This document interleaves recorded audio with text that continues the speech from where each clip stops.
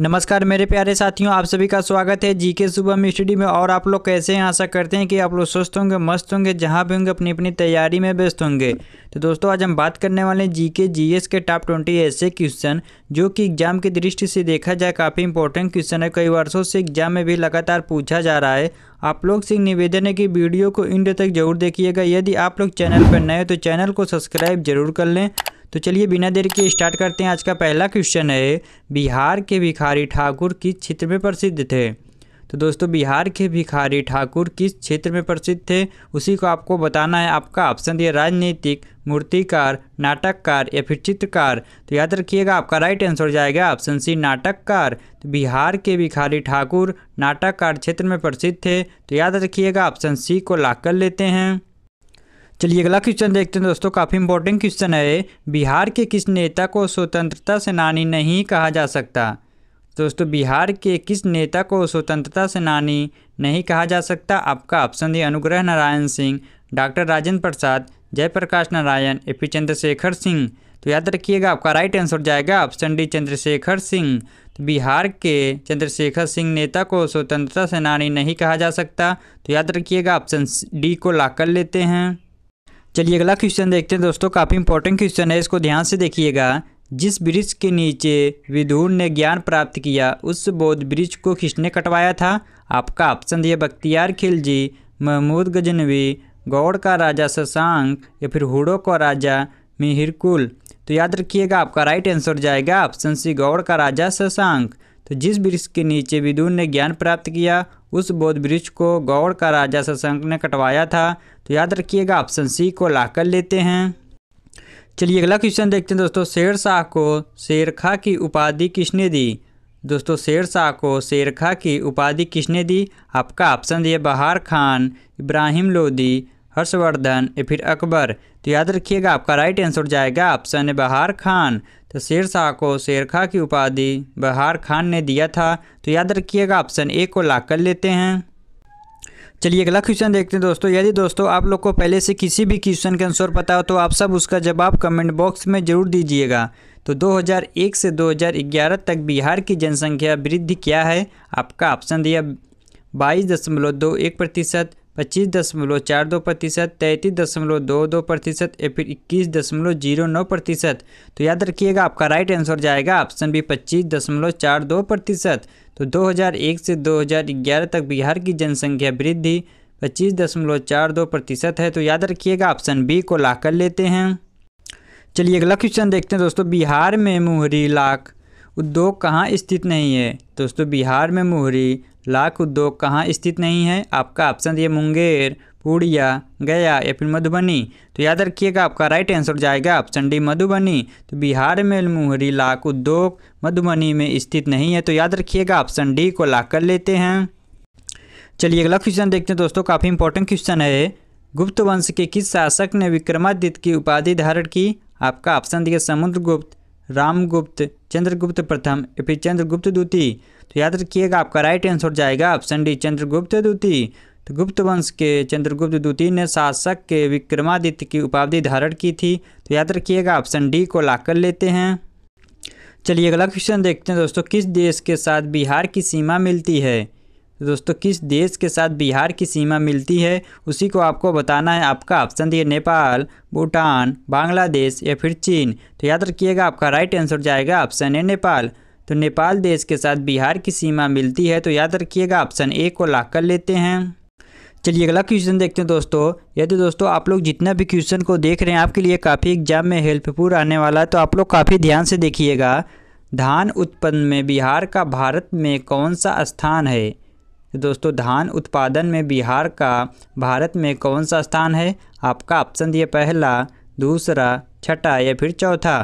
तो याद रखिएगा, आपका राइट आंसर जाएगा ऑप्शन सी, छठा। तो धान उत्पादन में बिहार का भारत में छठा स्थान है। तो याद रखिएगा, ऑप्शन सी को लॉक कर लेते हैं। चलिए अगला क्वेश्चन देखते हैं दोस्तों, बिहार के किस शहर में 125 फीट लंबा विश्व शांति स्तूप बनाया गया? तो दोस्तों, बिहार के किस शहर में 125 फीट लंबा विश्व शांति स्तूप बनाया गया है? आपका ऑप्शन दिए पटना, गया, नालंदा या फिर वैशाली। तो याद रखिएगा, आपका राइट आंसर जाएगा ऑप्शन डी, वैशाली। तो बिहार के वैशाली शहर में 125 फीट लंबा विश्व शांति स्तूप बनाया गया है। तो याद रखिएगा ऑप्शन डी को लॉक कर लेते हैं। चलिए अगला क्वेश्चन देखते हैं दोस्तों। यदि दोस्तों आप लोग अभी तक चैनल को सब्सक्राइब और लाइक नहीं किए तो चैनल को सब्सक्राइब और लाइक जरूर कर लीजिएगा। तो निम्नलिखित में वन्य जीव अभ्यारण्यों में कौन सा बिहार में नहीं है? आपका ऑप्शन दिए भीमबाध वन्य जीव अभ्यारण्य, वाल्मीकि नगर वन्य जीव अभ्यारण्य, कोडरमा अभ्यारण्य या फिर उदयपुर अभ्यारण्य। तो याद रखिएगा आपका राइट आंसर जाएगा ऑप्शन सी कोडरमा अभ्यारण्य। तो कोडरमा अभ्यारण्य वन्य जीव अभ्यारण्यों में बिहार में नहीं है। तो याद रखिएगा ऑप्शन सी को लॉक कर लेते हैं। चलिए अगला क्वेश्चन देखते हैं दोस्तों। काफ़ी इंपॉर्टेंट क्वेश्चन है। खुदा बख्श पुस्तकालय की स्थापना कब हुआ था? तो आपका ऑप्शन दिया 1871, 1881, 1891 फिर 1901। तो याद रखिएगा आपका राइट आंसर जाएगा ऑप्शन सी 1891। खुदा बख्श पुस्तकालय की स्थापना 1891 ईस्वी में हुआ था। तो याद रखिएगा ऑप्शन सी को लॉक कर लेते हैं।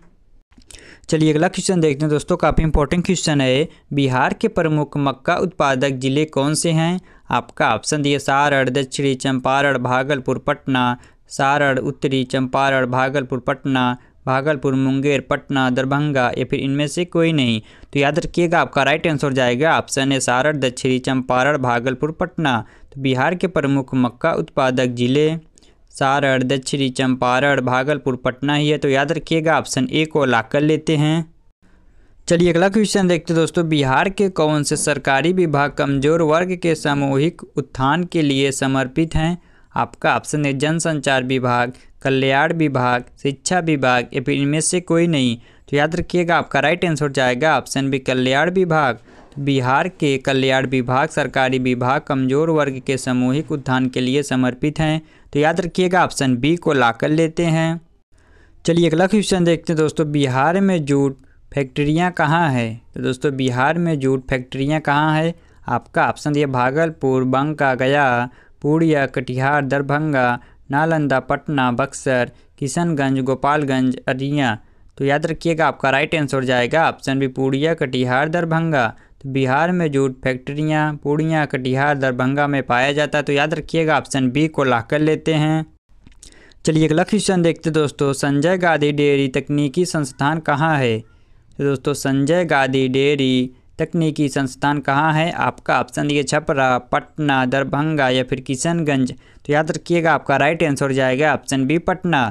तो संजय गांधी डेयरी तकनीकी संस्थान पटना में स्थित है। तो याद रखिएगा ऑप्शन बी को लॉक कर लेते हैं। चलिए अगला क्वेश्चन देखते हैं दोस्तों। काफ़ी इंपॉर्टेंट क्वेश्चन है, इसको ध्यान से देखिएगा। मैथिली साहित्य परिषद की स्थापना कब हुई? आपका ऑप्शन दिया 1929, 1939, 1945 फिर 1955। तो याद रखिएगा आपका राइट आंसर जाएगा ऑप्शन सी 1945। तो मैथिली साहित्य परिषद की स्थापना 1945 ईस्वी में हुआ था। तो याद रखिएगा ऑप्शन सी को लॉक कर लेते हैं। चलिए अगला क्वेश्चन देखते हैं दोस्तों। दूरदर्शन में बिहार में उच्च आवृत्ति के कितने ट्रांसमीटर हैं? तो आपका ऑप्शन ये 3, 5, 8 या फिर 11। तो याद रखिएगा आपका राइट आंसर जाएगा ऑप्शन बी 5। तो दूरदर्शन बिहार में उच्च आवृत्ति के 5 ट्रांसमीटर हैं। तो याद रखिएगा ऑप्शन बी को लॉक कर लेते हैं। चलिए अगला क्वेश्चन देखते दोस्तों। बॉयलर और इंजन को ढकने के लिए किस खनिज का प्रयोग किया जाता है? तो दोस्तों बॉयलर और इंजन को ढकने के लिए किस खनिज का प्रयोग किया जाता है? आपका ऑप्शन ये एस्बेस्टस, सोरा, डोलोमाइट या फिर अभ्रक। तो याद रखिएगा आपका राइट आंसर जाएगा ऑप्शन ए एस्बेस्टस। तो बॉयलर और इंजन को ढकने के लिए एस्बेस्टस खनिज का प्रयोग किया जाता है। तो याद रखिएगा ऑप्शन ए को लॉक कर लेते हैं। चलिए अगला क्वेश्चन देखते हैं दोस्तों। शुष्क और पतझड़ी वन बिहार के किन जिलों में हैं? तो आपका ऑप्शन दिए गया, दक्षिणी मुंगेर, दक्षिणी भागलपुर, सिवान, दक्षिणी सारण, पूर्णिया, औरंगाबाद, सासाराम, झाबुआ, सुपौल, मधुबनी, दक्षिणी अररिया। तो याद रखिएगा आपका राइट आंसर जाएगा ऑप्शन है गया, दक्षिणी मुंगेर, दक्षिणी भागलपुर। तो शुष्क और पतझड़ी वन बिहार के गया, दक्षिणी मुंगेर, दक्षिणी भागलपुर में पाया जाता है। तो याद रखिएगा ऑप्शन ए को लॉक कर लेते हैं। चलिए अगला क्वेश्चन देखते हैं दोस्तों। और आज का लास्ट क्वेश्चन है, किताब किस भाषा का शब्द है? तो दोस्तों किताब किस भाषा का शब्द है उसी को आपको बताना है। आपका ऑप्शन दिया अरबी, हिंदी, उर्दू या फिर फारसी। तो दोस्तों एक क्वेश्चन आप सबके लिए, जो इसका जवाब आप सभी को कमेंट बॉक्स में बताना। यदि आप सभी को वीडियो पसंद आए तो वीडियो को लाइक, शेयर और हाँ चैनल को सब्सक्राइब करना ना भूलना, ताकि इस प्रकार की इंपॉर्टेंट वीडियो आप लोग के पास हमेशा पहुँचती रहे। मिलते हैं आप सबसे नेक्स्ट वीडियो में, तब तक के लिए जय हिंद, जय भारत।